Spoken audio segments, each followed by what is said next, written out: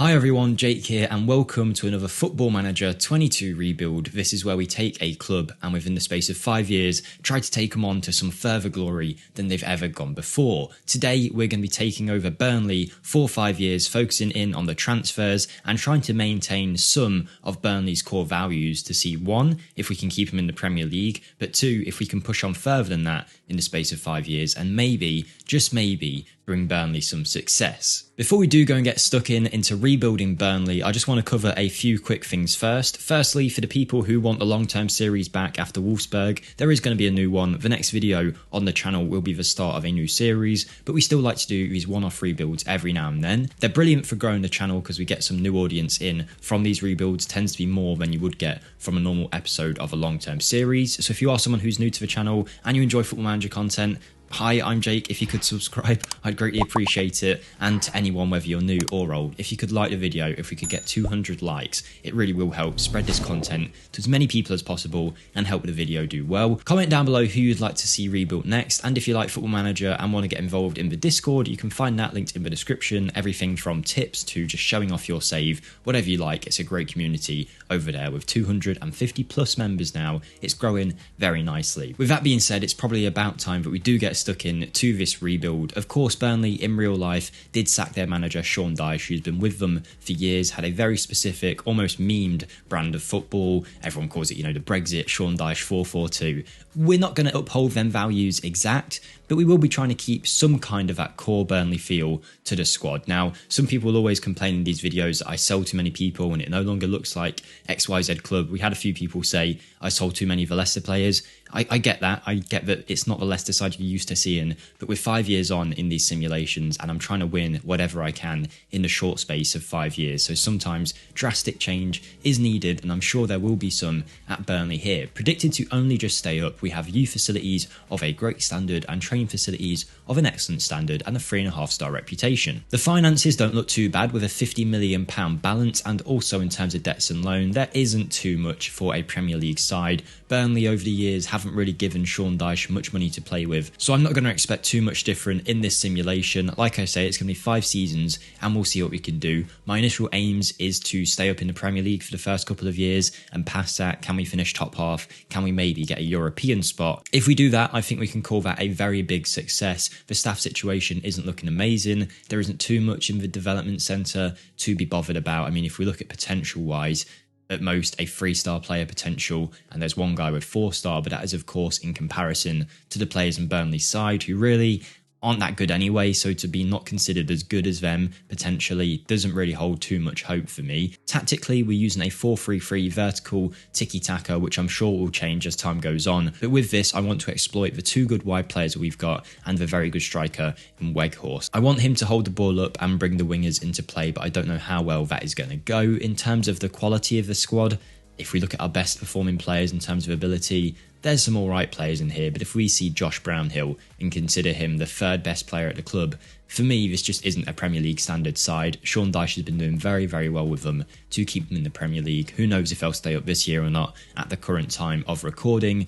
But yeah, I'm not a massive fan of the team. If we look at potential, Dwight McNeil has the most potential at the club. He looks like a half-decent player, as does Nathan Collins, but I'm not sure I'm really holding out too much hope for these players, really any of them being good enough for getting a Europa League spot. From Ben Mee upwards, I think I'm happy with these players, but everything else below that could be sold, could stay at the club as well, but I'm not really looking to keep these guys in the side long term. In terms of the club vision, they want us to play direct and defensively solid football, which might be something that we do, but I'm not sure we'll stick to that exactly. One thing that I do want to keep though is I want to keep at least a few British players in the starting 11, because it tends to be the way that Burnley have done their business over recent years. They've only gone for British players. I mean, recently it looks like they've branched out a little bit. I'm remembering Stefan Defoe, Maxwell Cornet, but there's not too many others that I think, they've recruited outside of the British Isles. So we'll see what we do there, but I think I'll try and keep a few core British players in the squad. And also, Burnley have tended to have a target forward kind of striker, so I'll always be looking to play that kind of style. Maybe not the actual target forward role, but having a striker who's big, who can dominate the ball and bring other players into play.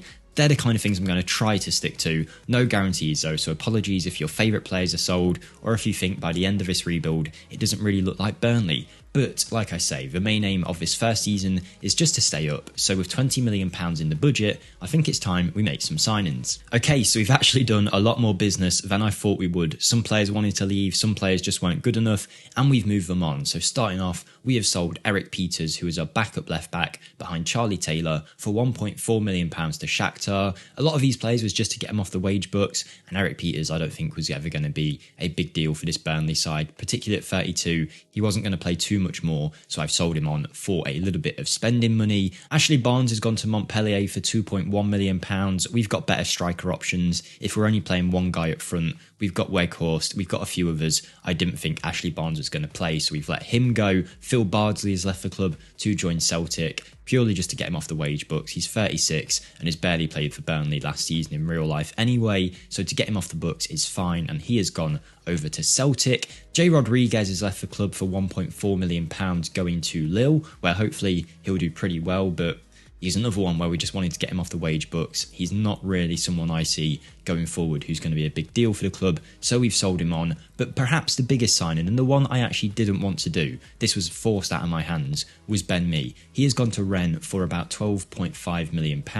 The deal was Tarkowski and Ben Mee's contracts were both expiring at the end of the season. I managed to tie Tarkowski down, then Ben Mee's demands were too much, so initially we left contract negotiations and was going to do it a bit later on, and then he came towards us and said, look, I want a new challenge, I want to move on before the start of the season, and then Rennes came in for him, and it was just done and dusted. He wanted to leave the club. The 31-year-old English central defender has decided his time is up at Burnley. I would have liked to have used him, but I think we've replaced him fairly well, so we've already lost a big core of that Burnley squad in real life. The first player that we bought in with that Ben Mee money was Chris Metham of Bournemouth. The Welsh centre-back is 23 years old and has the potential to get a lot better still too. He's been playing pretty well for Bournemouth over the last couple of years. We've bought him in for £7.5 million, which is about half of what we got for Ben Mee. So I think that's a pretty good deal to get a player who's 9 years younger and still suits that British Isle structure that Burnley have been going with. And he's got a lot in his game as well. He's a good ball playing centre back at 6'3", who doesn't shy away from the defensive side of the game either, valued at over double what we paid for him. Because he was in the Championship, we were able to get him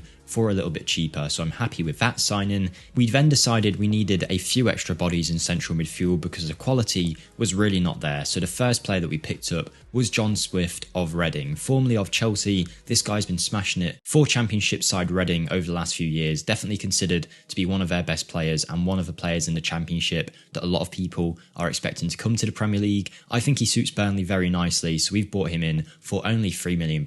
I think it's a very good deal, and hopefully we'll get some good usage out of him. Then we've got two transfers that I consider major coups for the club. The first one being Ibrahim Sangare, a very good defensive-minded central midfielder who's just going to dominate that midfield line. He's such a good physical presence, 6'3", 17 strength, 16 jumping reach, good physically, good mentally, and pretty good technically too. The Ivorian has 20 international caps, smashed it for PSV since joining, has been linked with some massive clubs in real life, but we've stepped in for £12.5 million and stole him under everyone's noses. I think he's going to be a big player for us in that midfield, the guy that's going to break up the play and dominate those central areas. I think he's perfect for the Premier League, and I'm hoping we'll get some good results out of him. But the one that I'm really pinning my hopes on is, again, even just more of a coup. We have signed Feyenoord's Erkan Koçu, a Turkish central midfielder who can play slightly further forward as well, is a real goal threat, very good all-round, no area lacking really,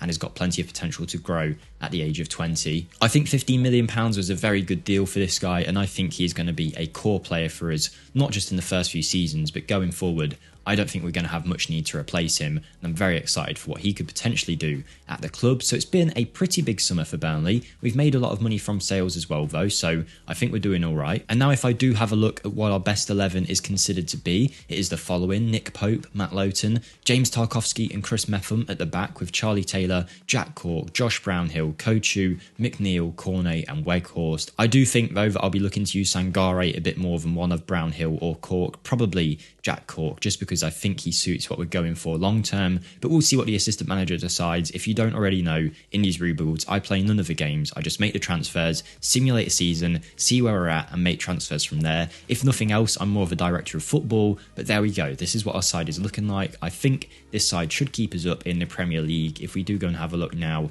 at the season preview. Previously considered 17th, we've now moved up to 16th, so I think we've done a good job there, and hopefully this season we can finish there or even higher would be great. And at the end of the first season, we have finished exactly where the game predicted us to finish. We are in 16th spot with 39 points, 1 point off the 40 points that you usually need to stay up in the Premier League, but we stayed up by a pretty big margin at the end of the day. Nowhere near the teams above us really, so we're kind of in a league of our own in 16th place. No threat of falling into 17th, but no threat really of getting into the 15th place spot either. I think this is the kind of season most Burnley fans would be used to at this point. It seems like our signings haven't created the world of difference just yet, but we are building for the future, trying to lower the age of the squad as well by bringing in some younger players. Metham, Kochu and Sangare were all 25 and under, and that is what we're going to try and do with the club over this period, just try and revitalise the squad a little bit. Burnley do have a fairly ageing squad, so we're going to try and deal with that over the course of this rebuild. But the most important player of the season was a player that was bought in by Sean Dyche, not myself, for £14 million from Wolfsburg. When I did my Wolfsburg save, Weghorst was brilliant, and he's been brilliant for Burnley here. 22 goals in the Premier League is no mean feat, particularly in a side that's probably lacking the creativity in Burnley. Dwight McNeil looks like he's had a half-decent season, although his average ratings probably suggest otherwise. In terms of who's done very well for us, we've got Nick Pope, Weghorst, Tarkowski, Kochu, Loughton, Collins and Chris Metham as the best players at the club. Some of the other players performing nowhere near the levels we want them to. Maxwell Cornet in particular not having the best of time, a 6.45 average match rating over the course of the season. Maybe he's not as good in the game as he has been in real life for Burnley. Maybe we'll need to replace him going forward. We will see though. In terms of the other competitions, the Carabao and the FA Cup, we were terrible really, getting knocked out at the first opportunity in both. We definitely need to improve the club. There's not too much more to check out this season, so let's make some transfers and see if we can revitalise this squad. Okay, here we are with the Season 2 transfers. Before we get into it, don't forget to like and subscribe if you are enjoying. I'd very much appreciate it, and ring that notification bell too if you don't want to miss out on another FM22 rebuild. Now, we've definitely gone more heavy in terms of incomings than outgoings this time round. We didn't make much money from selling players. Our biggest sale was Josh Brownhill to Bordeaux for £7.75 million. Following a pretty good season with us last year, he's decided to move on. We decided to move him on, actually, is probably the better way to put it. I liked him, I just didn't think he was going to be the quality that we needed going forward, and I had identified some better players to bring in, so this all came with a bit of a plan. Another central midfielder leaves the club, with Ashley Westwood leaving also to join Bordeaux for £900,000. Bordeaux are clearly the French Burnley. Johan Gudmundsson has gone and joined PAOK for £50,000, and then the other notable outgoings were free transfers, people that weren't signing new deals or we didn't want to keep them on. Aaron Lennon has left the club to join this Turkish division team, and Matai Vidra has left on a free to go play for Krasnodar. We have made a bargain signing at centre-back, bringing in Anel Ahmedhodzic for £2.5 million from Bordeaux. They took two of our players and we took one of their best, who had a great season out in France last time round, and I'm hoping he'll keep up that form in the Premier League. The Bosnian has been around Football Manager for years, now 23 years of age, 6'5", very physically dominant, and someone I expect to really suit that Burnley mould. We did allow Westwood and Brownhill to leave, so we needed to fill that spot in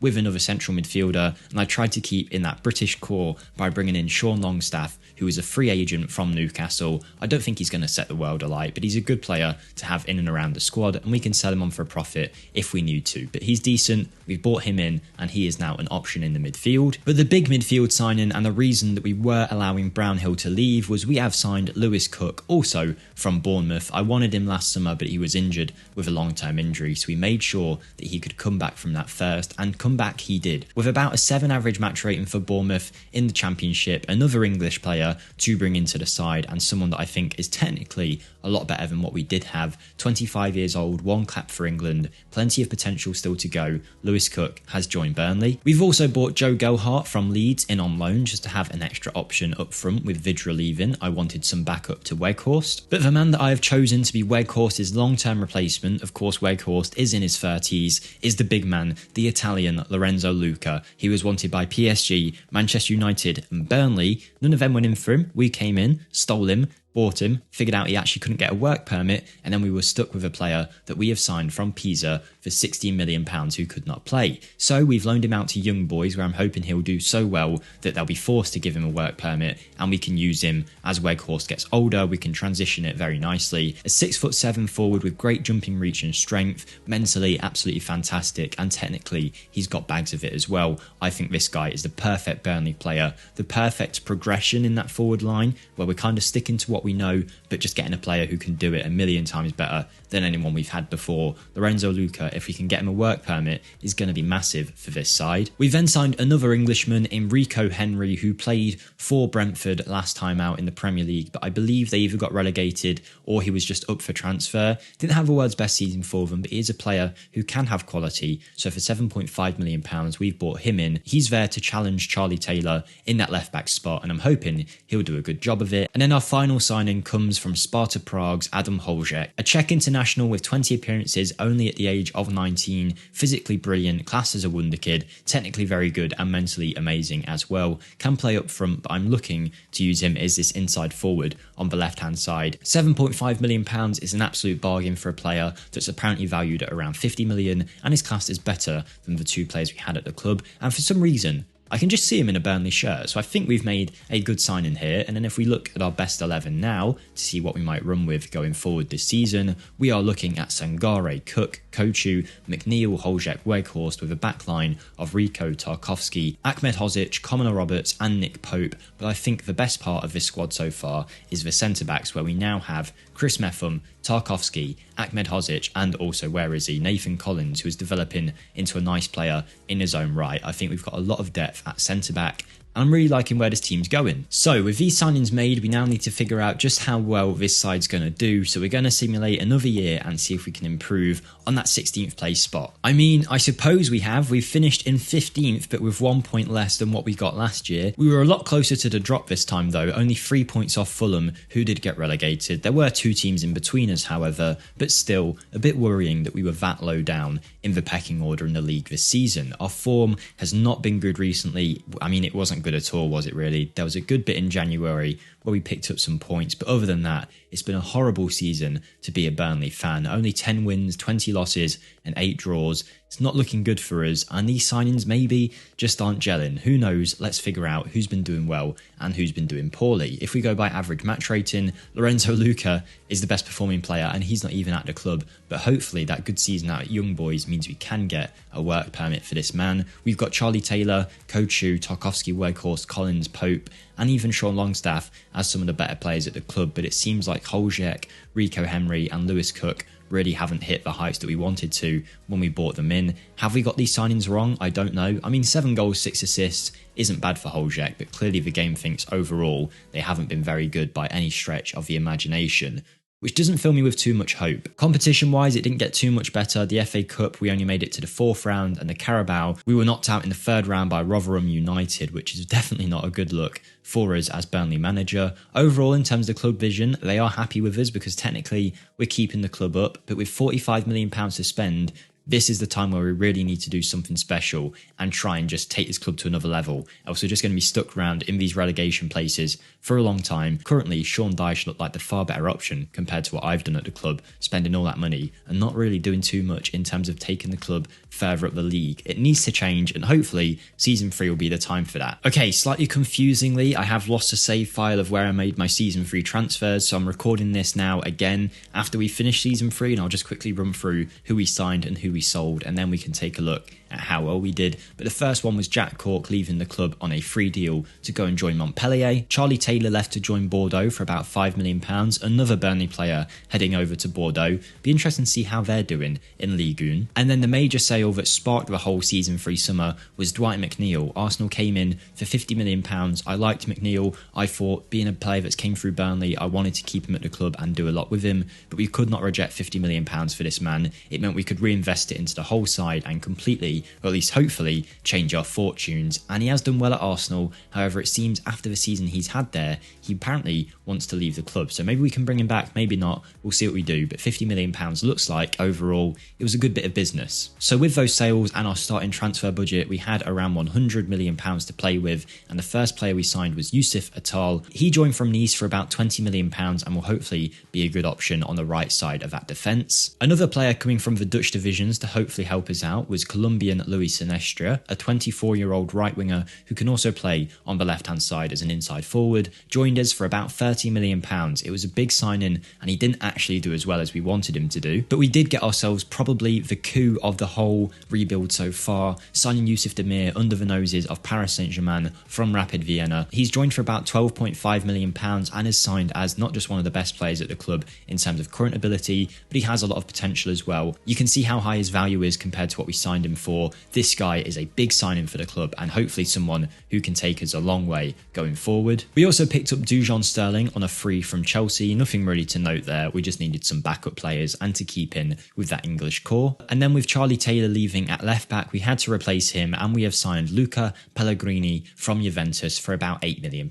We brought him in to play in that left back spot and to hopefully be our starter there for the next few years. So how did this team do? Did we do any better than before? Well, in terms of the Premier League, we finished far higher than we have in the other years, more than 15, 16 points more than what we got in our best season in that first season. We have finished in 10th place with 16 wins and only 15 losses with a positive goal difference. We finally did it. We finished in 10th place ahead of Tottenham, Leicester and Newcastle, not too far behind the likes of Manchester United and West Ham, and getting closer to a European spot. FA Cup was decent as well, as was the Carabao, getting to the semi-final. Would have been nice to make a Carabao Cup final, but it was not to be. But how did our players do this season? Well, Lorenzo Luca did manage to get his work permit and was a star in the Premier League, someone that we're going to have trouble keeping hold of, I would have thought. Not as many goals as Weghorst got last season, but 15 goals in 32 appearances is not bad for the young 23-year-old. Collins and Methven were good players this year, as was Kochu, Pope and Holjek, who had his best season so far,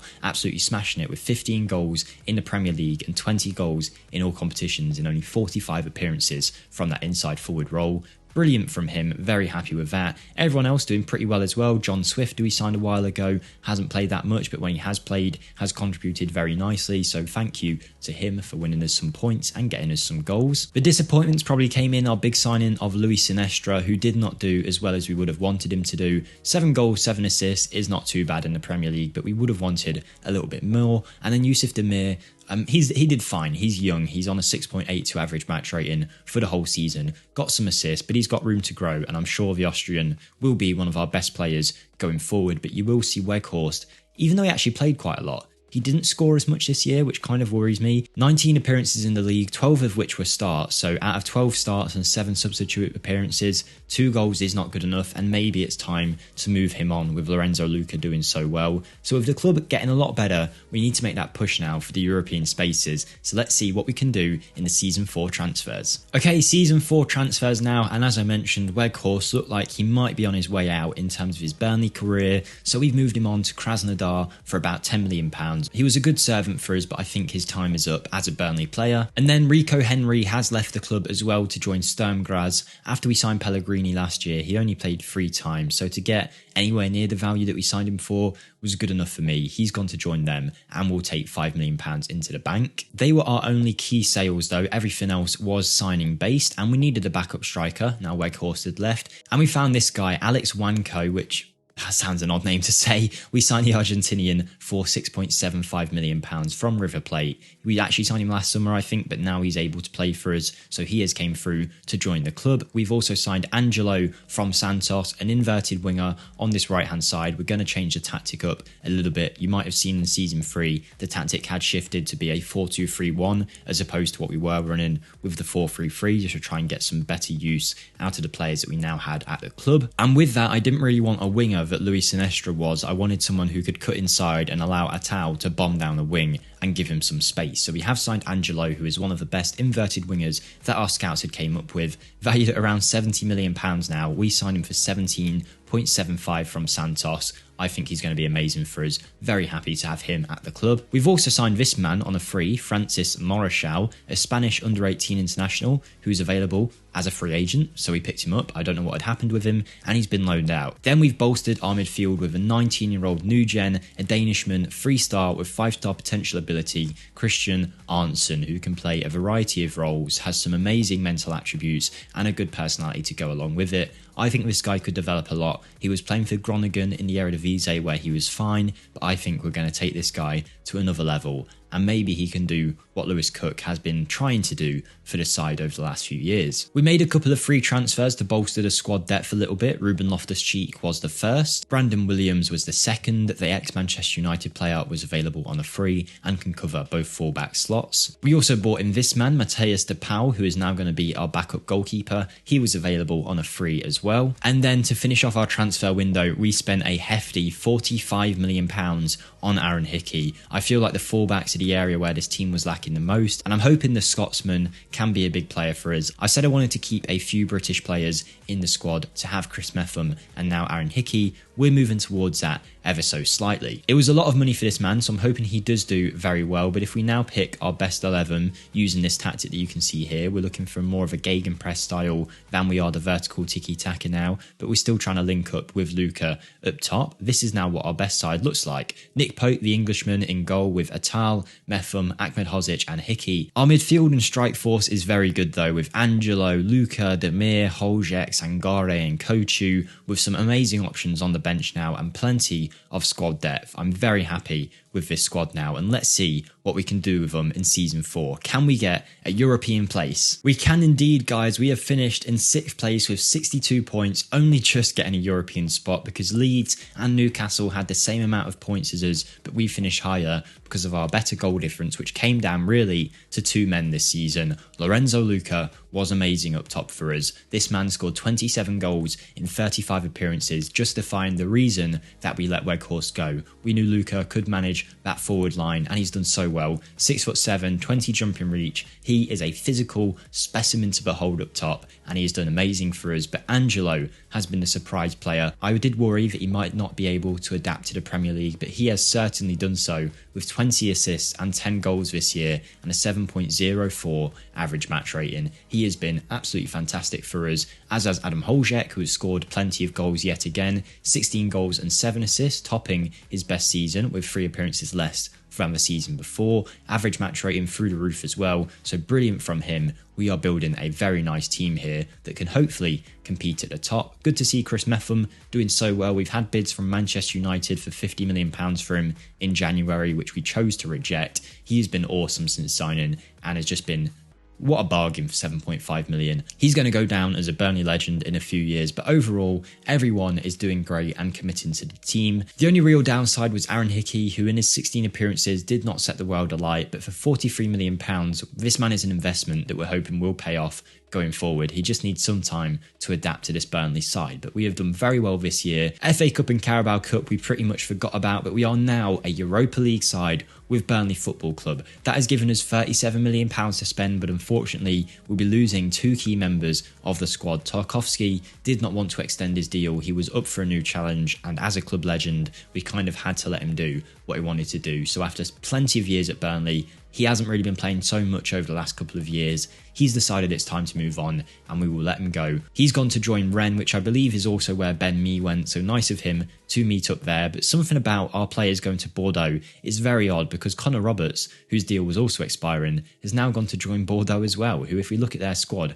is probably just Burnley's B team at this stage. I don't know why they're signing all of our players. I don't know why all of our players are going to France, but they are. And now we've got some money to play with in season 5. Can we actually make Burnley a Champions League team? It would be amazing if we could. We're building a team that's developing each and every season and getting better and better purely through the fact of their potential. So who knows what we're going to do in season 5. Let's run it. Last season, last set of transfers. Let's go. As we are getting into our final season now, I chose to be ruthless here and purely go for players that I knew could help the squad. So players that I thought were deadwood, that weren't playing much at all, have just been asked to leave. Loftus-Cheek we signed for a free, only played 5 times. We have sold him on to AEK Athens for £9 million, so we'll definitely take that money to reinvest in the squad. We didn't hear much of Maxwell Cornet after that first first season, and there's a reason why. He was playing every now and then off the bench, but not really contributing too much, so he's left to join Burnley. His valuation was horrible at about £500,000, so to get 650,000,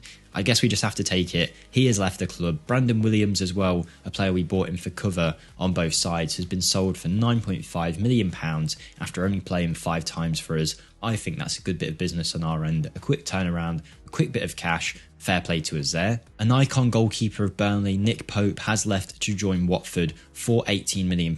He was good for us over the years, Nick Pope, but his contract was expiring this summer. He wanted to be a star player on £150,000 a week, to which we said no. He said he wanted to leave. He goes to Watford and accepts 46 grand a week. I don't understand it, but we did have a replacement lined up, so it wasn't the end of the world. Lewis Cook hadn't really been performing amazingly and was another one whose contract was expiring and he wanted far too much money. So even though he's done good for us, you can kind of see his level as he's gone to join Championship side Norwich for £7.25 million. Maybe he was never a Premier League player, who knows, but he has left and we've got some cash from him. Tarkowski and Connor Roberts we already know about, but Luis Sinestra has also left. A big flop at the club, £30 million we paid for him, played 2 seasons, didn't do too great in either one, and then he's left to go to France to Saint Etienne for £9.5 million. We lose about £20 million on him there. Not the best bit of business, but everything else has been fine, so we'll move with that. With Cornet leaving, we needed some extra cover on the wing, and also this guy can play up front too, but we're looking for him to be an inside forward. We have signed the Serbian Stevica Gajic from Red Star. He has cost us £6.25 million, a player with the potential to be a wonder kid. He's been awesome for Red Star, and I'm hoping he'll do the same for us. Ex-Chelsea centre-back Levi Colville has joined the club for a little bit of squad depth. He joined on a free transfer, and now he is valued at around £10 million, so a good bit of business from us there. But we did also sign another centre-back in Nat Phillips, who is a player that I can see playing for Burnley in real life too. We needed a 4th centre-back with Tarkowski leaving, and Nat Phillips has joined for £1.5 million from West Ham. He's been to Bournemouth, been to Liverpool, been to Stuttgart as well. This guy's been all over the shop, but now he is with us at Burnley as an option at the back. With Nick Pope leaving, we needed a new goalkeeper, so we went with the Belgian Martin van der Voort, who was available still at Genk, one of the best wonderkid goalkeepers in FM22. I don't know how he was still there, but after a very good season for them, we splashed the cash, 24 million, a bit more than what we sold Pope for, but with a player who's so young at 23 years of age, this is a goalkeeper for the next 10 years, and I think that's a good piece of business. We wanted an option to compete with Demir in that attacking midfield role, so we have signed Julen Jean Guerrero, who was on the transfer list at Real Madrid, never really getting a look in there, never a first team opportunity, but who knows, he's been very good for their B team, maybe for us he'll be a good player. £13 million, a Spaniard with a lot of potential.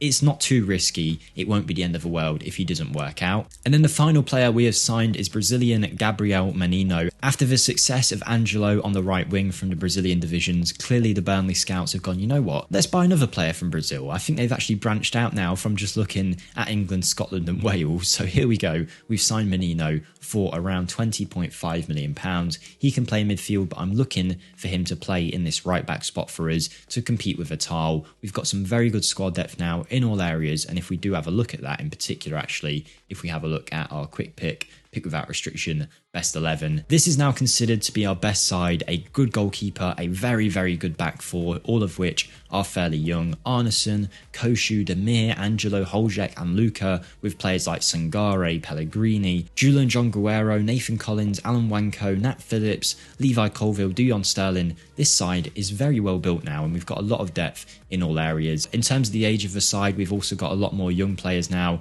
The majority of them are young. Only one player at the age of 30 is John Swift, and he hardly plays anyway. And in terms of squad depth, we've done very well with this side. What we have killed off though is the finances. They're now £11 million in debt. When we took over, they had, what was it, like £50 million in the bank? And we also have more net debt as well. So over the 5 years, we've kind of disrupted the finances, but I'm hoping it'll be better over the long term, because if we make this club a Europa League, Champions League side, eventually we can pay all this off, and we've got enough young players that we can sell them for a profit if needed. We're still only a 3.5-star club, we still only have 4-star training facilities, but we do have 4-star youth facilities, now predicted to come 9th in the Premier League, but how well will we do? We've had a good pre-season, one more hit of the simulate button, and who knows where we're going to have taken this Burnley side in 5 years. So here we are, the season 5 simulation has taken place. I haven't looked around yet, as is custom in these videos. When I hit record on season 5, I don't look around until I'm with you guys, but it seems we've came in 4th place. Well, I mean, we have came in 4th place on 79 points, 2 points ahead of Arsenal, way ahead of the chasing pack, which features Tottenham, Manchester United, Southampton, but we were only a few goals off of going ahead of Chelsea, so it's been a great season for us. We've made Burnley a Champions League side. How have we done that over the... I mean, we have pretty much rejuvenated every single player, but still, I think we've done a very good job since taking over here at Burnley. Aaron Hickey has had a good season, thankfully, so that money invested in him looks like it's worked out well. Luke has scored a lot of goals. Overall, it looks like we've done amazingly. I imagine that's going to mean the board are very happy with us, so let's have a look. Yeah, we've got an A-. We have made Burnley a Champions League side. They've given us £34 million to spend, which is less than before, but with the financial troubles, I guess we can accept that. The debt is starting to creep down though. I think the money coming in has helped the side, although we've only been given 25% of a transfer revenue. In other competitions, Carabao Cup knocked out. This happened in the last video as well. This genuinely happened in the last video where I was just looking around and then I realised we'd won a competition in the last season. We've won the Europa League with Burnley. We have won the Europa League with Burnley Football Club. 3-2 we beat Manchester United apparently in the Europa League final. I completely forgot we were even in it. Lorenzo Lucas scoring 10 goals in the competition. Let's have a look at this. Hold on. So we took over. It was a great Premier League year. I mean, this month of November. Look how well we did there. So this is apparently our Europa League group. Burnley, Slavia Prague, Kiev and Astana. I would expect us to go through, to be honest. So I'm glad we did. And we absolutely smashed it. Then from there we had what? We had the first knockout round. Oh, of course, we get a buy into the second round, don't we, for finishing top or something. Borussia Mönchengladbach, we just edged past them in a 3-2 result. Then we had the quarter-final where we played Mainz, where we beat them 3-2 again. Overall, it looks like we'd lost the first leg 1-0 and then came back to win 3-2. At this point, Chelsea, Man U, Everton are all in the competition. In the semi-final, we then get Everton, who we apparently only just beat as well, 3-2. We love a 3-2 result. Have we won every single knockout game of 3-2? It looks like we genuinely did. We beat Manchester United 3-2 in the final, and as is customary in these videos, we'll finish off with watching the highlights of one of our last matches. I think this will be the best one. We played Man U in the Europa League final with a 90th minute winner as well from Julian Jonguero. Oh, this is going to be amazing. Okay, so this was the side that we ran with apparently. Van der Voort, Collins at right back, which is interesting. Ahmed Hozic, Metham, Hickey, Demir, Menino in midfield with Kochu, Angelo. Guerrero was given a nod through the middle, which looks like Holzek maybe didn't play then. He was on the bench. And we had Luka up top. So let's see how he scored the goals. Is it just going to be Luka winning the balls in the air? I mean, to be honest, that Man U side isn't what it would be. I mean, 5 years on, you know what I mean? It's not a very good side anymore, even though they're not very good in real life at the minute anyway. Luka breaks through from the back line, volleys it in brilliantly. Aaron Hickey with a good ball in. That was a good goal, actually. Worked from a quick free kick. Then we actually concede from a set piece by the looks of it. Really poor defending. Gives Zanolio an easy goal at the back. And then we've got... Was this Man U going 2-1 up? Did they take the lead, did they? Oh, they did. It's Rashford dancing past the defence, making Nathan Collins look like a fool. And it's cannon back out, and Hannibal Mejbri was able to finish off. At this point, we're 2-1 down. The 72nd minute comes about. Atal plays a ball to Julian Jonguero, who signed from Real Madrid without making a first-team appearance. Terrible defending from Man U, lets Luka through, and he powers it in to the back of the net. But then the 90th minute comes about. Was it a free kick? It was. I mean, I don't know what the goalkeeper was doing, but it's a very good free kick from Guerrero, and that gave us a Europa League in the 90th minute. What a moment to be a Burnley fan. What a moment for Burnley Football Club. Now a 4-star reputation side, the season ticket price has gone up by £5 since we started this simulation. Wow, that's fantastic. And it looks like we had a great run of form towards the end of the season as well. We've gone some months where we look like an average side, and then some months where we've just absolutely smashed it. I think that's made the difference. We were definitely going to finish in the top 5, but to finish in 4th spot with a Europa League, brilliant, brilliant, brilliant, brilliant. I did not expect this Burnley rebuild to go so well, but I'm very happy with the way that it did go. If you did enjoy it, don't forget to smash the like button, suggest who you'd like to see next in the comments down below. Subscribe for more, and have a great day, everyone. Thank you for watching, thanks for sticking with me, and I'll see you next time. Goodbye.